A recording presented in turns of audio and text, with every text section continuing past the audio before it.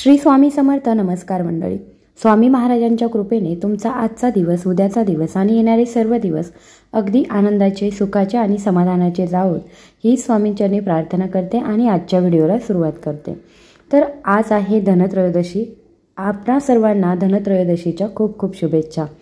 तर आज आपल्या व्हिडिओचा विषय असणार आहे की आज संध्याकाळी आपल्याला एका विशिष्ट ठिकाणी दिवा लावायचा आहे, ज्याच्यामुळे भगवान कुबेर आणि माता लक्ष्मी आपल्यावरती प्रसन्न होतील आणि या धनत्रयोदशीच्या निमित्ताने आपल्या घरामध्ये धन यायला सुरुवात होईल. धनाची कमतरता आपल्या घरामध्ये कधीच भासणार नाही.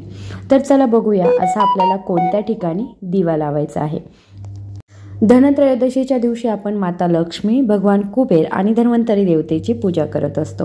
आता या तीनही देवतेंची पूजा केल्यामुळे आपल्याला धनाची कमतरता भासत नाही. त्याचबरोबर आपलं सर्वात महत्त्वाचं धन जे आहे ते आरोग्य, आणि या आरोग्याच्या काही समस्या असतील किंवा अशा समस्या निर्माण होऊ नये म्हणून आपण धन्वंतरी देवतेची सुद्धा पूजा करत असतो.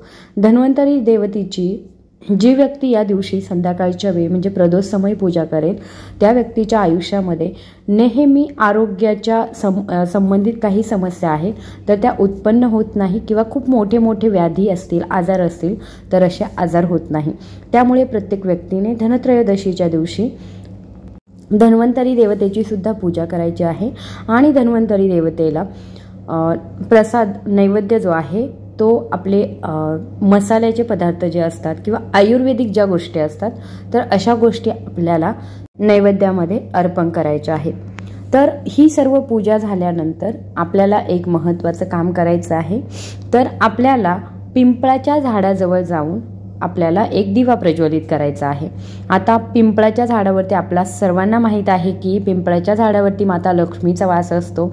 जर आपण अमावस्या असेल, पौर्णिमा असेल किंवा अशी एखादी चांगली तिथी असेल, त्या तिथीला प्रदोष समयी पिंपळाच्या झाडाखाली जर दिवा लावला तर माता लक्ष्मी अतिप्रसन्न होते. आता पिंपळाच्या झाडाजवळ जर तुम्ही आजच्या दिवशी संध्याकाळी दिवा लावत असाल तर आपल्यावरती माता लक्ष्मीचा हात नेहमी असतो. आपल्याला नेहमी माता लक्ष्मीचे आशीर्वाद मिळतात आणि जीवनामध्ये आपल्या कधीही धनाची कमतरता होत नाही. त्याच्यामुळे ज्या ज्या व्यक्तींच्या जवळ पिंपळाचं झाड असेल, एखाद्या मंदिरामध्ये असेल तर तिथे सुद्धा लावू शकता, किंवा मग घराजवळ कुठे पिंपळाचं झाड असेल तर अशा पिंपळाच्या झाडाजवळ आपल्याला एक दिवा लावायचा आहे. आता हा दिवा लावताना आपल्याला तुपाचा लावायचा की तेलाचा लावायचा, तर तुम्ही तुपाचा लावू शकता किंवा तेलाचा लावू शकता. तुपाचा लावला तर तुम्हाला गोल वात, जिला आपण फुलवात म्हणतो, तर अशी वात लावायची आहे. आणि जर तेलाचा लावत असाल तर लांब वात जी असते ती लावायची आहे. एक गोष्ट लक्षात घ्या, माता लक्ष्मीला प्रसन्न करण्यासाठी तुम्ही त्या दिव्यामध्ये आपली जी वात असते तर तिला थोडासा कुंकवाचा हात जो आहे तो लावायचा आणि अशी वात बनवायची की तिच्या समोरचं टोक जे आहे ते लाल होईल, कुंकवाने लाल करायचं, आणि मग असा दिवा आपल्याला पिंपळाच्या झाडाखाली प्रज्वलित करायचा आहे. माता लक्ष्मीला आपल्या घरामध्ये येण्यासाठी आमंत्रण द्यायचं आहे आणि माता लक्ष्मीची कृपा आपल्यावरती राहावी यासाठी सुद्धा आपल्याला पिंपळाच्या झाडाखाली एक दिवा प्रज्वलित करून प्रार्थना करायची आहे. जर तुम्हाला पिंपळाचं झाड जवळ नसेल किंवा मग तुमच्याजवळ एखादं पिंपळाचं झाड नसेलच तर अशा वेळी तुम्ही बेलाच्या झाडासमोर सुद्धा हा दिवा लावू शकता. आता बऱ्याच लोकांच्या घरामध्ये बेलाची झाडं असतात, तर मग तिथे दिवा लावला तर चालेल का? तर हो, अशा तुमच्या घरी जे बेलाचं झाड असेल तर त्याच्यासमोर सुद्धा तुम्ही दिवा लावू शकतात.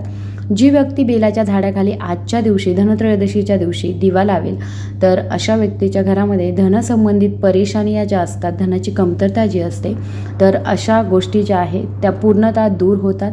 असा दिवा लावताना आपण तुपाचा लावला तर अतिशय उत्तम, कारण असं म्हणतात की जर तुपाचा दिवा लावला तर आपल्या घरामध्ये धन, सुख, समृद्धी यांच्यामध्ये नेहमी वृद्धी होत असते. तर बेलाच्या झाडाजवळ लावताना एक गोष्ट लक्षात घ्यायची की बेलाच्या झाडाला हा दिवा लागला नाही पाहिजे, म्हणजे पिंपळाच्या झाडाजवळ आणि बेलाच्या झाडाजवळ थोडंसं अंतर ठेवून आपल्याला हा दिवा जो आहे तो प्रज्वलित करायचा आहे. तुपाचा लावला तर अतिशय उत्तम, नसेल शक्य तेलाचा लावू शकता. आणि बेलाच्या झाडाला सुद्धा आपल्याला याच पद्धतीने प्रार्थना करायची आहे त्याचबरोबर पुढची गोष्ट आहे म्हणजे ज्या ठिकाणी आपण दिवा लावायला पाहिजे तर तो आपला मुख्य दरवाजा, म्हणजे कोणत्याही दिवशी तुम्हाला शक्य नसेल मुख्य दरवाजावरती दिवा लावणं, तरी आजच्या दिवशी प्रदोष समयी आपल्याला मुख्य दरवाजावरती एक दिवा प्रज्वलित करायचा आहे.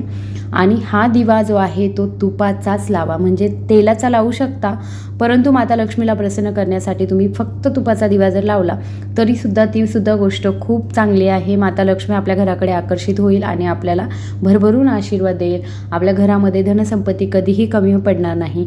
त्या मुख्य दरवाजावरती दिवा लावताना आज तुम्ही त्याच्यामध्ये लवंग टाकू शकता, वेलची टाकू शकता, किंवा मग गुलाबाचं पान टाकू शकता, गुलाबाच्या पाकळ्या टाकू शकता, किंवा मग गुलाब अत्तर जे असतं तर ते थोडंसं तेलामध्ये टाकू शकता. अशा पद्धतीने आपण माता लक्ष्मीला आकर्षित करून घेण्यासाठी मुख्य दरवाजावरती असा एक दिवा लावू शकता. तर नक्की लावा. ही जी संधी आहे ती कोणीही चुकवू नका. त्याचबरोबर आपल्या घराची जी उत्तर पूर्व दिशा आहे तर त्या ठिकाणी सुद्धा आजच्या दिवशी आपल्याला एक दिवा लावायचा आहे. तर बघा, दिवाळीचे दिवस आहेत, धनत्रयोदशी आहे, आपण खूप सारे दिवे लावत असतो, तर त्याच्यामध्येच आपल्याला हा उपायसुद्धा करून टाकायचा आहे. तर आपल्या घराची उत्तर पूर्व दिशा जी आहे त्या दिशेला आपल्याला धनत्रयोदशीच्या दिवशी दिवा लावायचा आहे. हा दिवा लावताना आपल्याला तुपाचा लावायचा आहे. दिव्यामध्ये आपण जी कापसाची वात घालतो तर त्याऐवजी कापसाची वात न घालता लाल पिवळ्या रंगाचा जो धागा येतो तर ती वात आपल्याला दिव्यामध्ये घालायची आहे. आणि दिवा जमिनीवरती ठेवताना आपल्याला थोडेसे तांदूळ ठेवायचे आहे आणि असा दिवा जो आहे तो आपल्या घराच्या उत्तर पूर्व दिशेला आपल्याला लावायचा आहे. याच्यामुळे सुद्धा माता लक्ष्मी प्रसन्न होते आणि आपल्याला भरभरून आशीर्वाद देते. त्याचबरोबर अजून एक दिवा आपल्याला लावायचा आहे, तो म्हणजे यमदेवतेसाठी. तर असा दिवा जो आहे तो आपल्याला पंतीमध्ये लावता येऊ शकतो, परंतु याचा आपल्याला दान करायचा आहे. म्हणजे हा दिवा जो आहे तो तुम्ही मातीमध्ये गाडून पण टाकू शकता, परंतु तो आपल्याला घरामध्ये वापरायचा नाही आहे पुन्हा. किंवा मग तुम्ही कणकेचा दिवा बनवायचा आहे. कणकेचा दिवा जर बनवत असाल तर त्याच्यामध्ये मीठ घालायचं नाही, हळद घालायची, असं कडक पीठ मळून घ्यायचं आणि त्याचा दिवा बनवायचा. तुम्ही 4 मुखी बनवू शकता किंवा 1 मुखी बनवू शकता. एक वात जी आहे ते आपल्याला दक्षिण दिशेला करून असा दिवा आपल्या मुख्य दरवाजासमोर ठेवा. जागा नसेल तर तुम्ही गॅलरीमध्ये ठेवू शकता. गावाकडे राहत असाल तर आपल्या घराच्या दक्षिण दिशेला ठेवून द्या.